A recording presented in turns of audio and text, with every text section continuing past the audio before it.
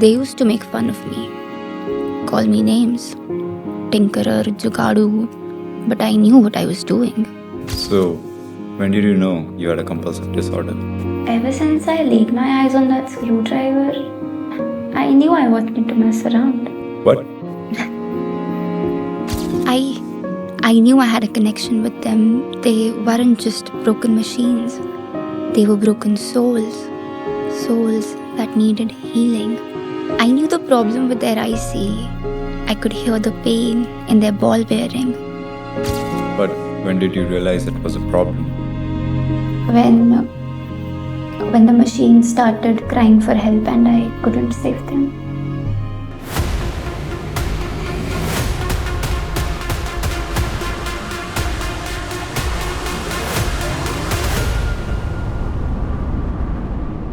So, did you get the help? Thankfully, Chandigarh University came into my life. I enrolled in its mechanical engineering program. I learned to design, develop, analyze, and build systems that move the world, literally. I finally realized that it wasn't an obsession. It was mechanical empathy.